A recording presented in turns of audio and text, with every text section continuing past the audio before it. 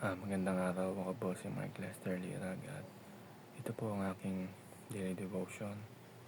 Ano ang hinihingi sa iyo ng Diyos ngayon? Na tinalakay po ni Pastor Russell Ocampo sa 365 daily devotion. Ang Bible verse po yung araw ay galing sa Micah chapter 6 verse 8. Sabi po nito ay, He has shown you, O mortal, what is good, and what does the Lord require of you, to act justly, and to love mercy, and to walk humbly with your God.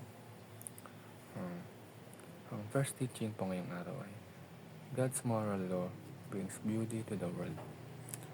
Kapag sinunod natin ang batas ng Diyos ay nagkakaroon ng kaayusan at kagandahan sa mundo.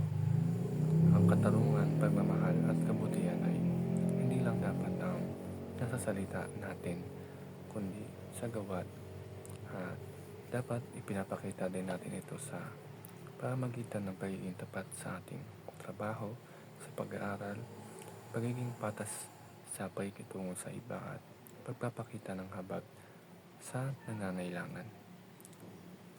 Ang second teaching is, God's kingdom conquers the nations.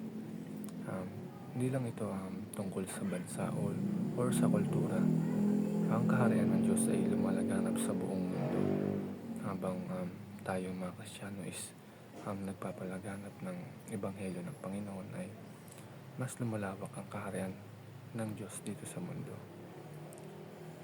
At kapag namuhay tayo ayon sa kanyang utos, ay tayo mismo ang nagiging instrumento upang dalhin ang liwanag ng Diyos sa ibang tao sa pamamagitan ng pagbibigay ng pagpapakalat ng magandang balita at ebanghelyo ng Panginoon.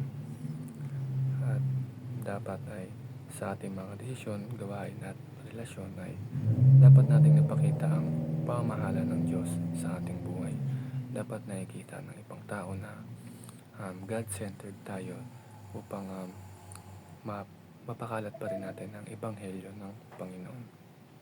Ang last teaching is, all nations will submit to God's moral law. Ang bawat bansa at bawat tao at bawat pamayanan ay tinatawag na magpasakop sa utos ng Diyos. Maaring sa ngayon ay nakikita natin ang kasamaan at korupsyon dito sa mundo at kawalan ng hustisya, pero darating ang araw na ang katarungan at kabutihan ng Diyos ang mananaig. Kaya bilang mga Kristiyano ay tayo ang dapat manguna sa pamumuhay ayon sa batas ng Panginoon.